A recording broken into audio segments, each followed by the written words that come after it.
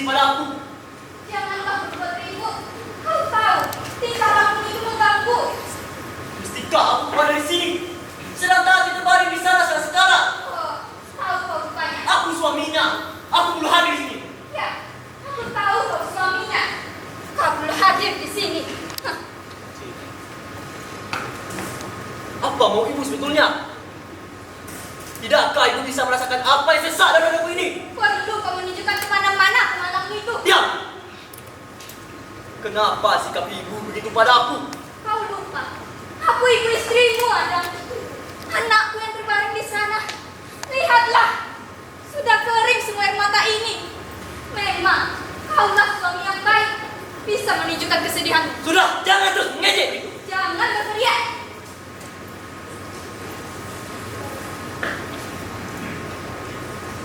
Ingatlah, ini rumahku. Dan kalau ibu merasa terganggu, jangan aku berusaha begitu. Biarpun aku meraung keras, ibu tak perlu campur dalam urusanku.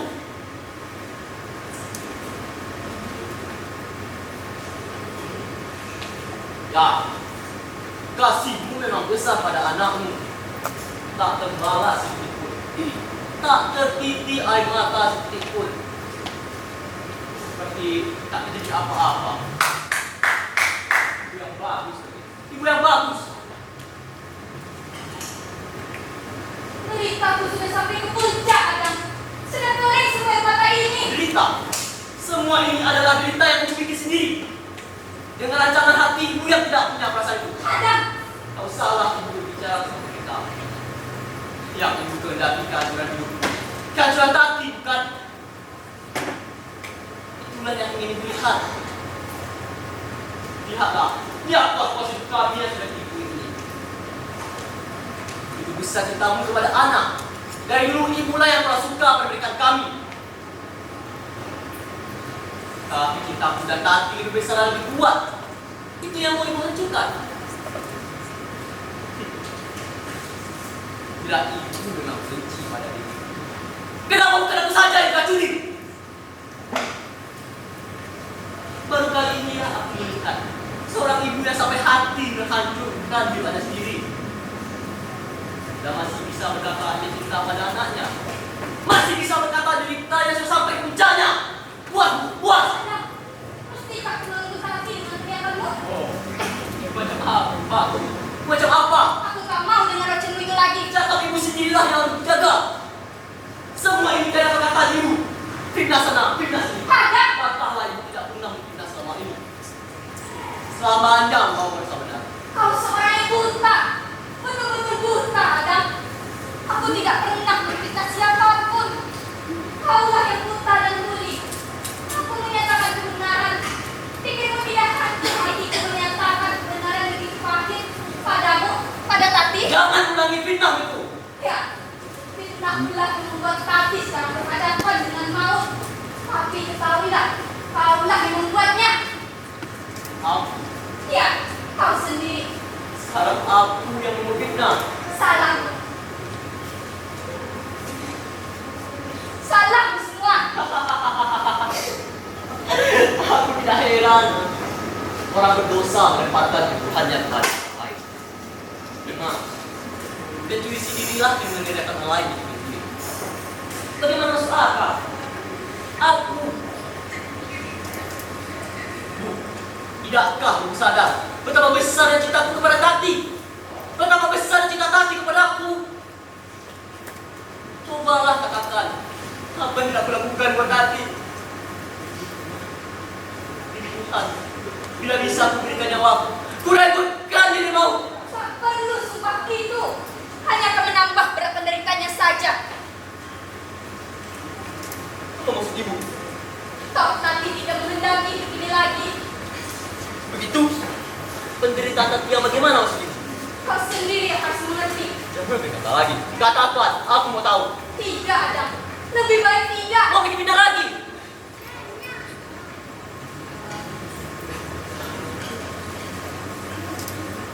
Adam, tidak meminta tenaga banyak untuk membunuh wanita sesuatu ini. Jika pun aku mati oleh tangan itu, kelopak matamu itu tidak akan terbuka juga. Sudah, sudah.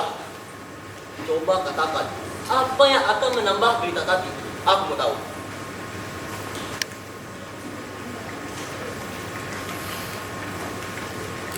Jawablah sendiri.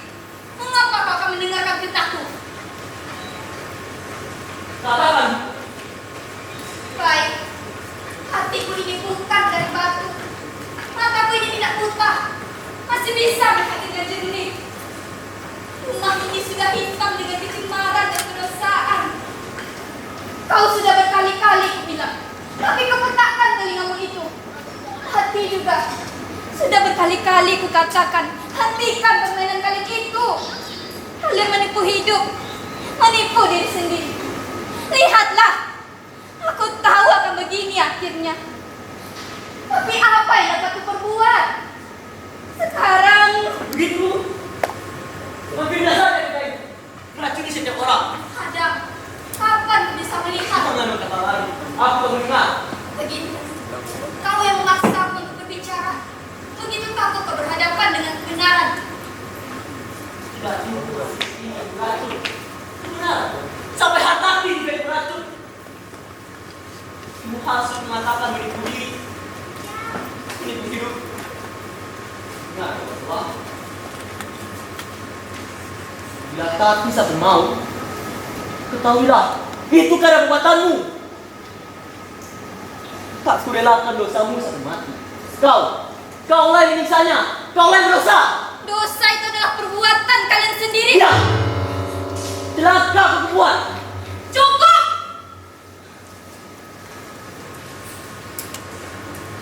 Tenanglah, Dokter, bagaimana keadaan Tati? dia masih belum sadar. Ayu sudah datang. Tenang-tenanglah di sini. Kenapa si Rahayu? Kenapa Tati segan melihat aku? Saya peringatkan, Adam. Tenang. Kalian bisa membantu dengan berlaku tenang dan sabar. Dokter, sembuhkanlah dia, dokter. Dia tidak akan matikan, dokter. Katakanlah, dokter. Ya, katakanlah dokter. Saya berhak mengetahuinya. Saya suaminya. Adam, tenang. Tati masih bisa sembuh. Masih bisa. Bagaimana Mas Dokter? Ya, dia masih bisa sembuh. Kalau dia sendiri mau sembuh. Kalau dia sendiri ada kemauan untuk hidup kembali. Dia mesti sembuh. Mesti. Anda dokter.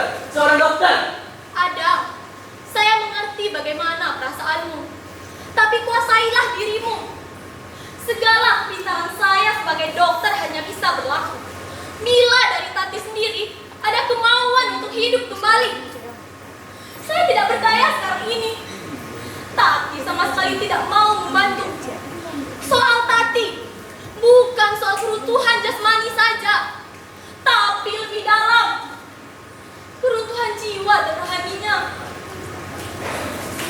Saya hanya bisa berharap pada Tuhan turunnya suatu keajaiban dalam hal ini. Sekarang tenang-tenanglah di sini. Kita harapkan yang terbaik. Beritahu saja bila si Ayu sudah datang.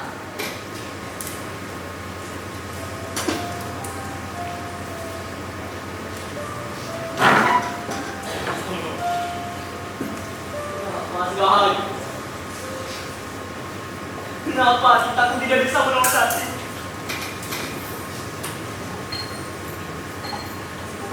Kenapa si Rahayu? Kenapa?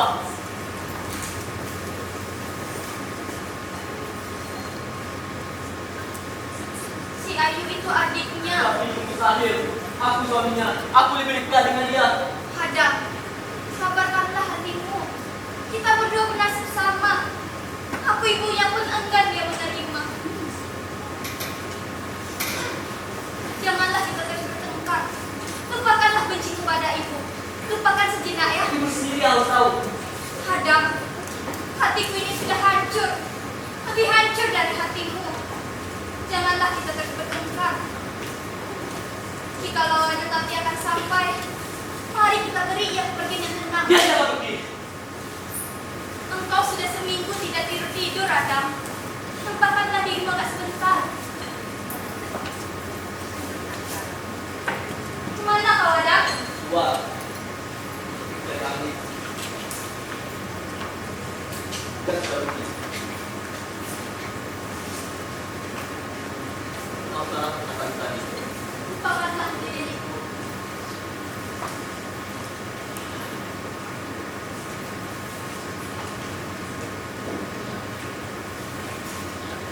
sudah hayu.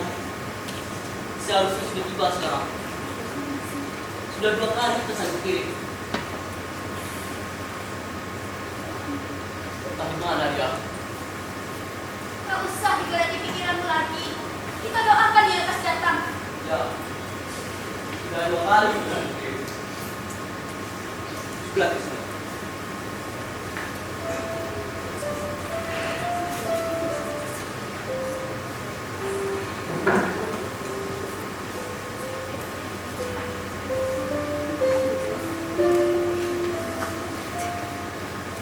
Ada apa, dokter? Oh, tidak apa-apa. Tersenyum.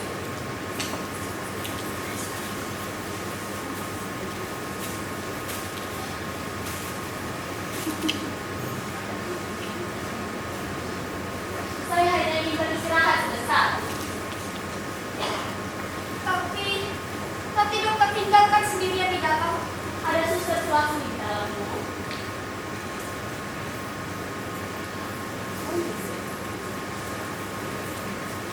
Nanti dokter, agak kejam saya pulang-pulang saya. Adam sudah tidur, dia sudah keluar tadi. Dia terlalu memaksa diri. Saya takut dia jatuh sakit. Dokter juga terlalu memaksakan diri. Oh, saya, itu kewajiban saya. Dan lagi pula, mendiang suami teman dari saya. Sudah seperti saudara kandung sendiri. Waktu dia meninggal, dia masih berpesan pada saya, dokter, lihatlah keluargaku.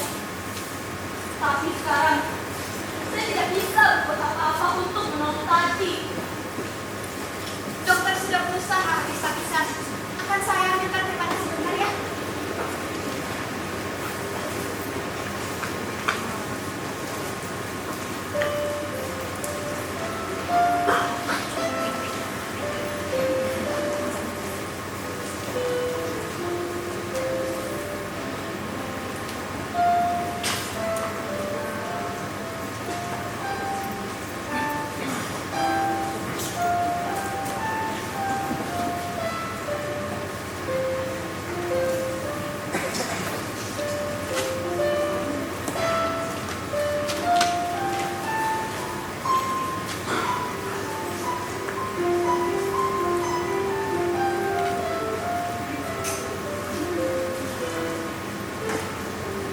Silakan dokter.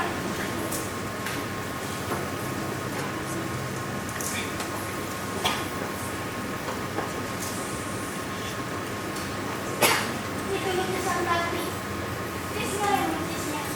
Persis ya dokter. Ya, persis sekali dengan Tati. Cuma di lukisannya itu rambutnya tidak digulung. Ia lebih manis tidak bersambut. Rambutnya hitam, panjang, lurus dan subur. Saya tak tahu kan anak-anak sekarang. Ada saja rambut berlurus kita itu. Kapan dia lulus Trisno? Itu sebulan yang lalu dimulainya. Dia pergi kapan hatinya bergerak saja. Lagi pula, dia tak tinggal di sini lagi. Apa yang dokter pikirkan? Tati, betul-betul tidak ada harapan lagi dokter. Oh, bukan itu. Tapi, saya merasa begitu sunyi di rumah ini. Sementara di lukisan itu, tergambar wajah Tati yang begitu bahagia, begitu gembira.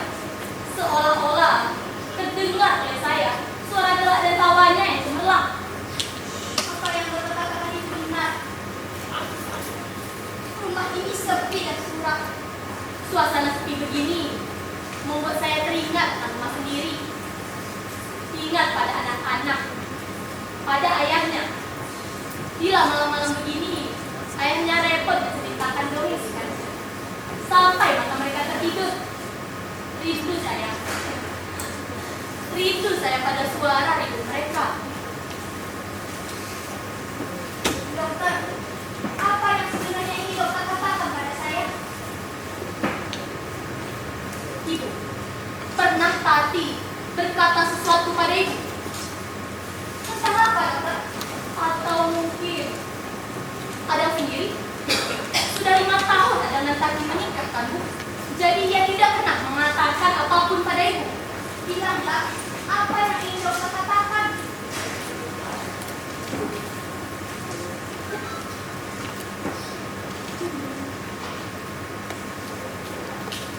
Tati sedang mengandung 1 bulan.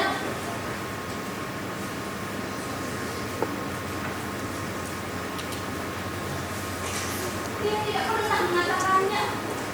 Kenapa sekarang baru terkatakan? Saya pikir ibu atau Adam sudah tahu. Kami belum tahu nama sama sekali.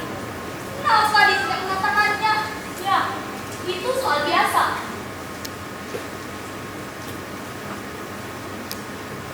Mungkin mereka akan mengatakan pada waktu yang tepat. Mereka saling mencintai. Ya. Mereka kawin juga karena saling mencintai. Baik. Tapi saya heran. Nampaknya ada sesuatu yang membuat mereka saling menjauhi. Tapi belum pernah saya ketahui mereka bertengkar. Tapi selalu bahagia hidup di samping Adam. Hanya yang kurang pada Adam, dia selalu meninggalkan Tati sendirian di rumah. Sudah berkali-kali saya beritahu, janganlah bersikap begitu. Terlalu sering dia dinas keluar kota. Sudah lazim laki-laki dinas keluar kota dalam melakukan tugasnya. Saya pun terkadang begitu. Tidak banyak waktu berkumpul dengan keluarga. Tapi soal dokter lain, Tati kadang-kadang meninggalkan Adam berhari-hari, bahkan berminggu-minggu lamanya. Seorang istri tidak baik untuk ditinggalkan lama-lama begitu. Adam bukan potongan orang nakal kan, Bu? Tidak. Dia bukan potongan orang nakal. Malah terlalu lembut dan rapuh untuk terlalu nakal. Tapi mana saya tahu dokter di luar rumah. Kenapa dokter menanyakan hal yang sampai seperti itu? Maaf, Bu. Bukan maksud saya mencampuri hal rumah tangga orang lain. Tapi ini mengenai pasien saya, Tati. Saya berpikir-pikir, kenapa ia begitu bersikeras tidak mau membantu saya? Sudah habis upaya saya. Sudah saya katakan padanya, Tati, hiduplah, beri kandunganmu itu hidup. Tapi ia tetap berkata, terima kasih dokter, jangan bersusah payah.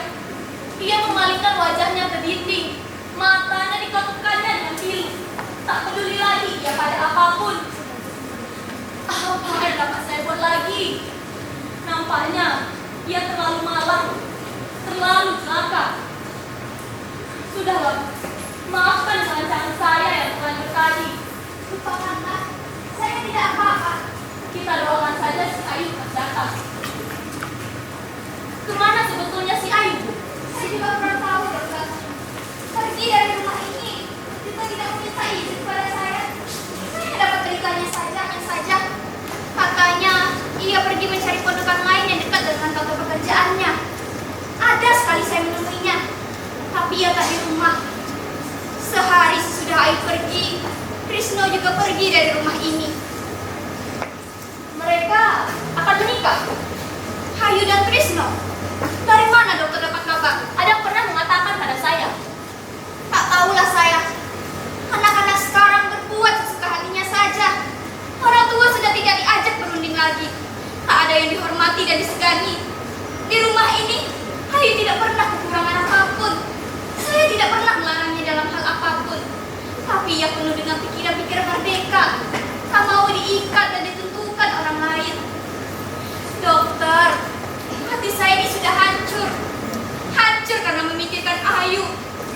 Dia terlalu keras kepala, keras hati. Oh, bila terjadi lagi kejadian 2 tahun yang lalu, jangan diingat itu lagi. Dan sekarang, Tati pula. Saya terlalu kotor baginya untuk dekat dengannya dalam keadaan yang begini. Ibu, maafkan saya, dokter. Tati berada dalam krisis. Bila ia dapat mengatasi yang kali ini, ia akan selamat. Saya tidak mengenal Tati yang dulu lagi sekarang. Kalau ada, dialah sekarang. Siapa, dokter? Ayu. Ya, si Ayu.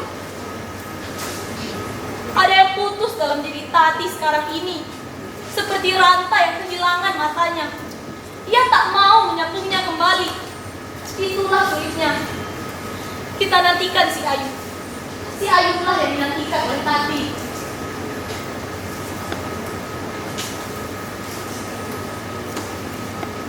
Suruhlah dia masuk ke dalam kalau datang.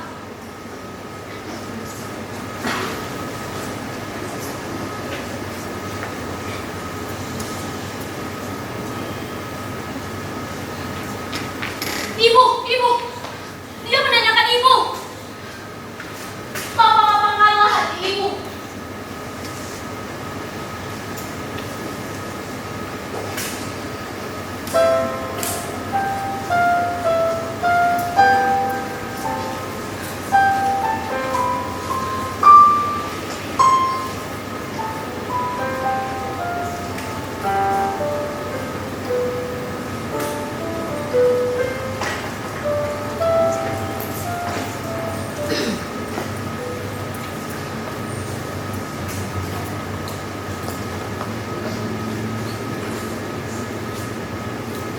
Dokter, Hah, kau Ayu? bagaimana keadaan Tati, dokter? Sabarlah Ayu. Tangakan dulu mantelmu ini. Basah mantelmu.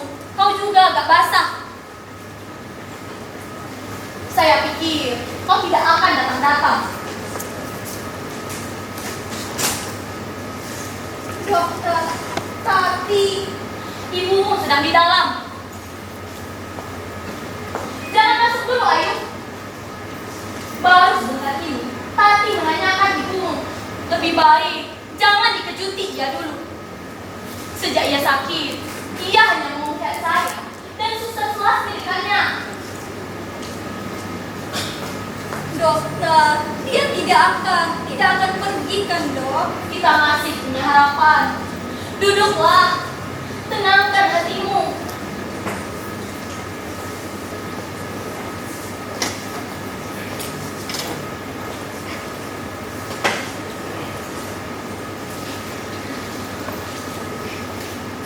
Aku tidak menyangka, dokter. Tati yang mempunyai watak keras hati dan pantang mundur begitu. Parah penyakitnya, dokter. Orang yang berwatak keras seperti dia bisa hancur luluh sekaligus bila terkena sekali. Patah seperti patah baja. Patah. Ya, patah. Sesuatu telah mematahkannya di dalam.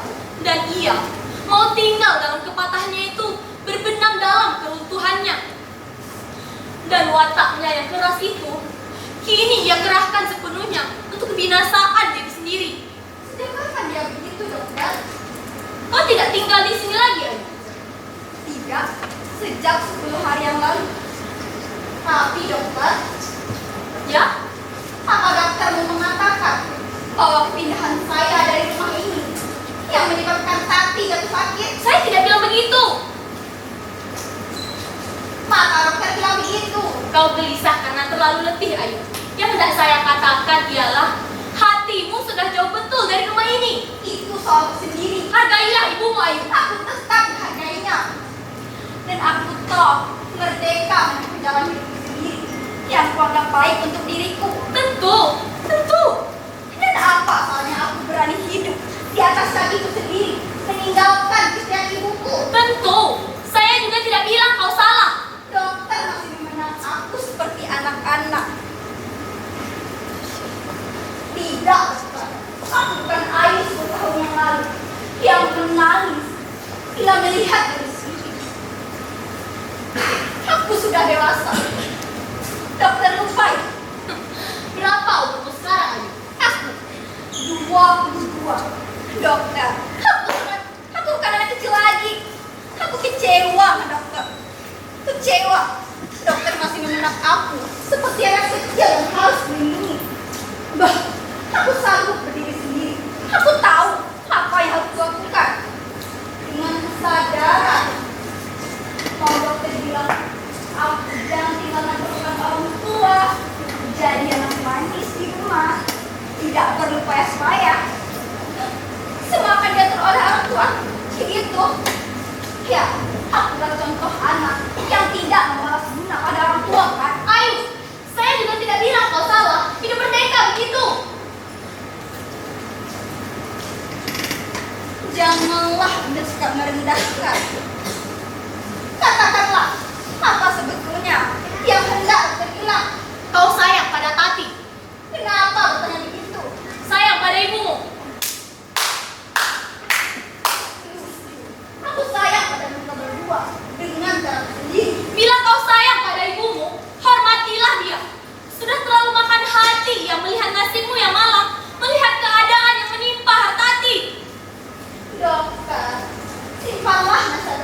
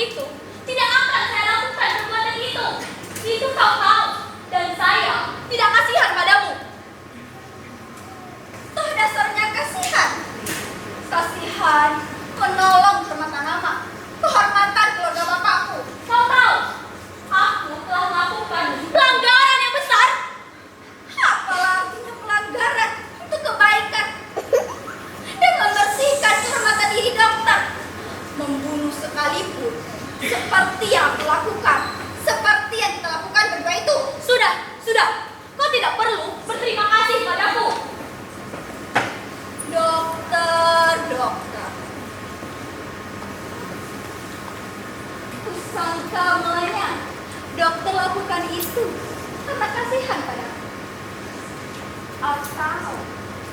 Emang ngerti aku? Manusia mau berbuat pelanggaran karena kau sebab itu kan? Saya tidak mau dengar lagi.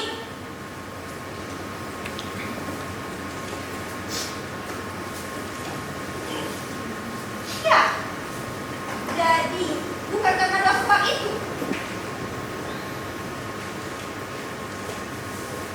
Dokter, kau tidak pernah berkata bersuara, tapi tindakanmu, pandangan kamu, semuanya menunjukkan dokternya saya seperti seorang yang kotor, seorang perempuan dalam. Ayo, berterus teranglah. Rupanya kau senang dengan dosa dan kejatuhanmu sendiri. Saya tidak mengerti apa yang kau banggakan dengan itu. Katakanlah, kau memandangku tidak lebih dan tidak kurang dari seorang dalam. Itu soalmu sendiri. Kau merdeka menganggap dirimu sesuka hatimu. Sangka dokter mengerti aku selama ini. Saya tidak mengerti. Saya tidak tahu apa maumu dengar, Nona. Saya tidak keberatan pada wanita yang merdeka seperti kau ini, yang berani memina, yang bertujuan hidup sendiri. Tapi kau lupa, kemerdekaan bukan berarti bebas atau berbuat sesuka hatimu itu. Kemerdekaan berarti memikul tanggung jawab dari kemerdekaan itu sendiri.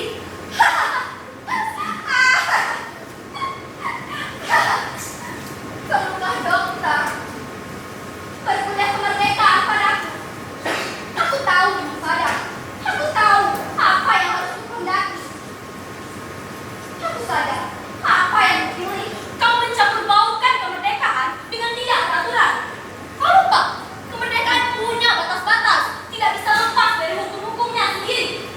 Dokter, kesadaran itulah yang perlu. Kesadaran. Sudah aku bilang berkali-kali waktu kau menolong aku 2 tahun yang lalu. Tidak ada kesadaranmu. Ya, kesadaran. Dengan sadar, kau lakukan dosamu dengan laki-laki waktu itu. Ya, dengan sadar. Begitu. Setelah kau ditinggalkannya, kau datang padaku, minta aku jadi sekutumu, membunuh nyawa di kandunganmu itu. Dokter, dosa pembunuhan itu, dosa kita bertanggung jawab dari kemerdekaan itu sendiri.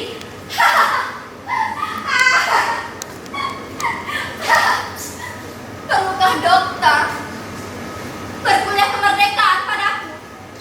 Aku tahu dengan sadar. Aku tahu apa yang harus kukendaki. Aku sadar apa yang kupilih. Kau mencampur baukan kemerdekaan dengan tidak beraturan. Kau lupa, kemerdekaan punya batas-batas, tidak bisa lepas dari hukum-hukumnya sendiri. Dokter, kesadaran itulah yang perlu. Kesadaran. Sudah aku bilang berkali-kali waktu kau menolong aku 2 tahun yang lalu. Tidak ada kesadaranmu. Ya, kesadaran. Dengan sadar, kau lakukan dosamu dengan laki-laki waktu itu. Ya, dengan sadar. Begitu.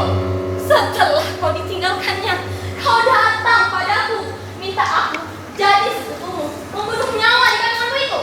Dokter, dosa pembunuhan itu, dosa kita berdua. Tidakkah tahu kau itu? Ya, ya. Apa maumu sebetulnya sekarang? Tidak apa-apa. Lihatlah, tak kenal lagi dokter dengan perbuatannya sendiri. Ya, sekarang dokter tahu kita berdua dalam melanggar hukum, melanggar segalanya. Kita sama-sama membunuh. Bila kau hendak membongkar ini di depan pengadilan, Silakan. Oh, tidak, tidak. Kenapa aku harus menyamar dokter? Kita kan sudah dewasa, kan? Nampaklah aku. Dengan kata-kata moralmu yang baik itu, kita sama-sama hitam. cukup sekali itu aku jadi pembunuh. Jangan kau pikir aku akan begitu bodoh lagi seperti dulu. Aku juga tidak akan bodoh lagi. Datang pada dokter. Lebih baik aku bunuh diri.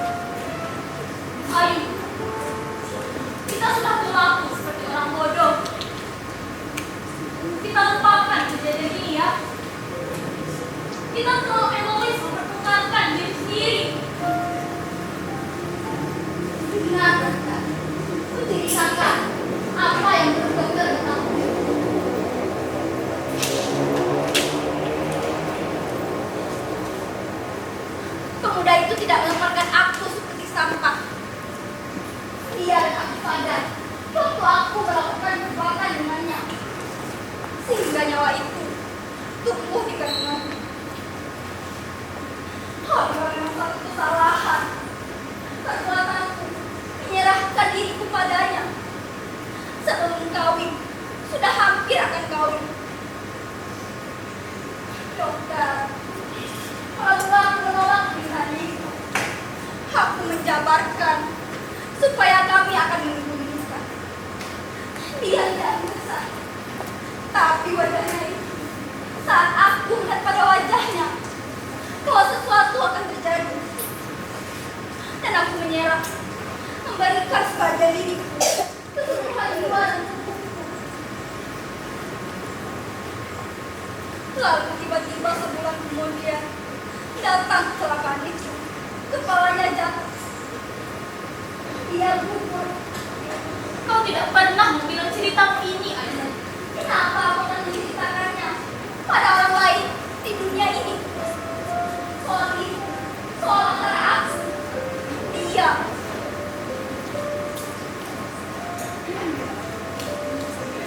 Dan Allah.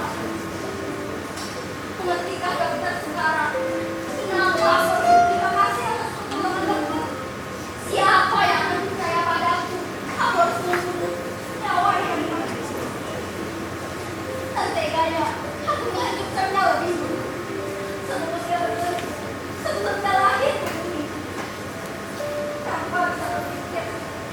Ya, aku mengerti apa yang kau derita selama ini. Sudahlah. Sekarang dokter tahu. Ayo, Aku pergi sekarang. kau tidak bisa pergi dulu saja. Tidak diperlukan lagi aku di sini, dokter. Jangan tinggalkan Tati. Dia perlu padamu. Aku Ya, bibirnya hanya menyebut-nyebut namamu. Ibunya dan suaminya tidak dipedulikannya. Hanya kau sendiri. Hanya kau yang bisa menariknya dari kepatahannya. Dan ia akan bisa mengatasi krisis ini. aku tidak yakin bisa menolongnya. Ini harapan kita yang terakhir, Ayu.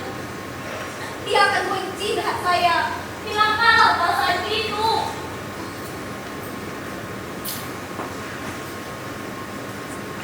Apa yang kau lakukan? Dokter tidak tahu apa yang terjadi antara saya dan Tati. Ya sudah-sudah, jangan dipikirkan lagi, Ayu. Aku bisa melupakannya. Tapi Tati, dokter, hatinya penuh benci padaku. Dia tidak bisa memaafkan aku. Kami bertengkar, dokter. Itulah, maka aku pergi dari rumah ini. Begitu kasar dia menghina aku. Hatiku penuh benci meluap-luap. Dan dia kutampak rumah ini seperti neraka bagiku. Karena dia yang terletak keras hati, pantang mundur. Dia tidak mau kalah. Aku yang harus selalu kalah. Perkelahian yang begitu tidak akan melanjutkan dendam sebesar ini, Ayu. Ini bukan perkelahian kecil, dokter. Tati dan aku bertengkar karena memperebutkan seseorang. Tak usahlah aku menyebut namanya. Selalu aku yang harus kalah oleh Tati. Dan perkataannya itu begitu menusuk hatiku. Ayu katanya. Setelah dia, kau sudah berpengalaman 2 tahun yang lalu di dalam dokter. Aku tahu jalan, seorang jalan, kan? Ayu, jangan ucapkan kata itu lagi. Maafkan dokter, Tati tidak mau melupakannya. Dia tidak kuasai diri waktu itu. Bisa aku membunuhnya. Dia jatuh dari mata. Aku yang mematahkannya. Benci aku pada diriku. Aku buang dengan kemenanganku. Dokter, apakah bisa aku memberikan kepadanya kemauan hidup lagi setelah dia mematahkan? Kau harus berusaha untuk Tati. Aku tidak bisa melepaskannya, dokter. Kau harus yakin, Ayu. Kau tidak berani. Ayu, hadapilah dengan hati besar dan terbuka wajah Tati. Yang penting sekarang ini ialah kewajibanmu mengembalikan kepercayaan hidup bagi Tati. Dokter! Dia tak sadarkan diri lagi, dokter. Mau kau, Ayu? Iya, aku berjanji.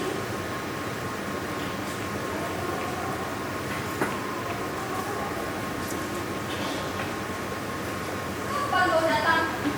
Baru saja.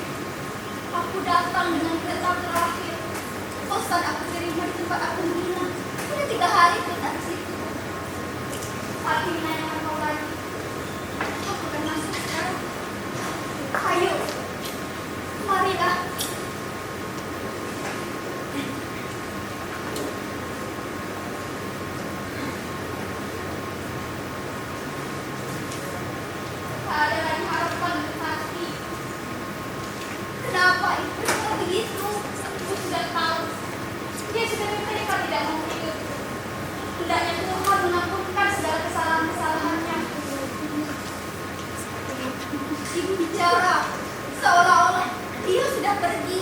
Tak ada yang bisa menolong. Dia sudah memilih. Sejak ia pergi mencari kau, cari Krisno, malam-malam dia begitu. Dia sudah memilih. Kau mengerti apa maksudku? Kau mengerti apa maksudku, Ayu? Memang, pada akhirnya salah satu harus binasa.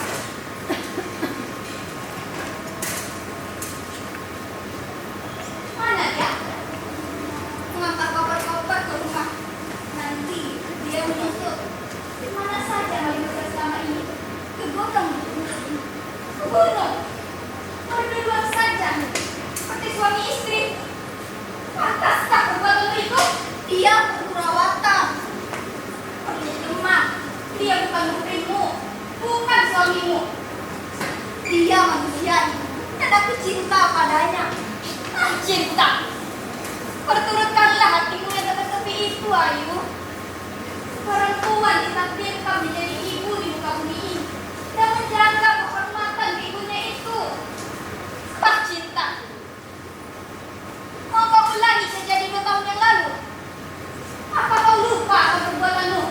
Itu cinta yang kau maksud. Ibu, aku tahu apa yang harus aku kehendaki. Bila pun akan terjadi lagi seperti itu, aku akan Mengapa kau? Akan mengapa kau? Bunuh diri. ya bunuh diri. Seperti tadi, kapan kau menyebut itu? Tapi jangan lekas. Itu tak benar. Aku tak tahu ibu, tak tahu. Ayo, bunuh diri memang jalan yang paling gampang untuk meninggalkan segala tanggung jawab. Kesalahan dan dosamu tak akan bisa dihapuskan hanya dengan itu. Sekali ini aku tidak peduli apa yang akan terjadi. Dia tidak akan lepas, tidak akan lepas. Ya, dia pun akan mengorbankan orang lain. Begitu. Janganlah Bapak. Dengarkan. Aku heran kenapa kalian sekarang begini. Dari kecil kalian berdua menanamkan kepercayaan pada agama, pada Tuhan. Tapi sedikit pun tidak ada yang tertinggal.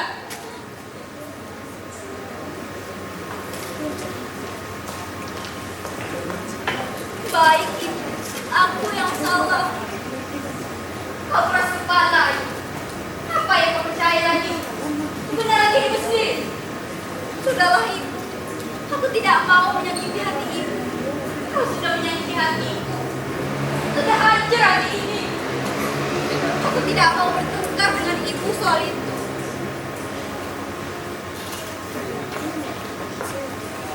Ayo, Bila ibu akan mengeluarkan sesama lagi. tidak. Marilah.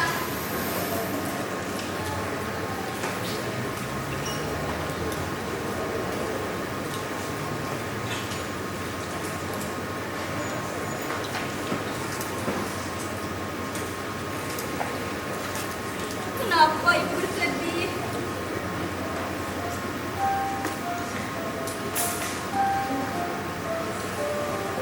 Tidak.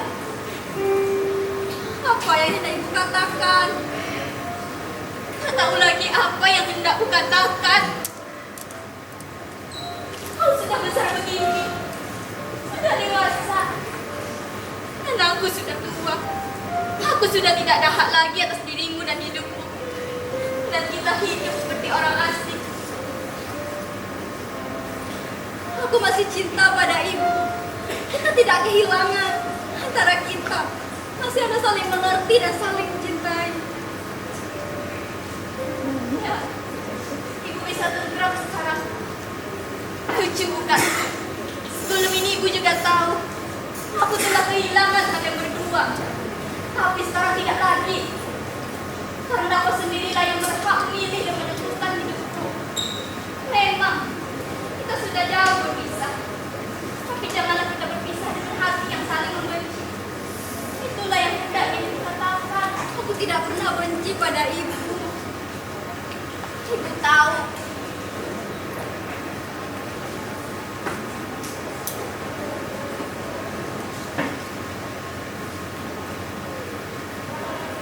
aku ibumu dan kau anakku. Kita berhadapan sebagai kawan dengan kawan, sebagai manusia dengan manusia. Kita tetap berbaikan ya.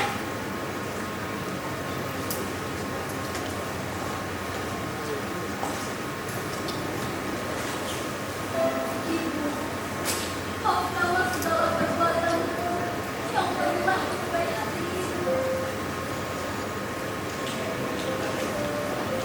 Gila kau. Pergilah menemui Tati sekarang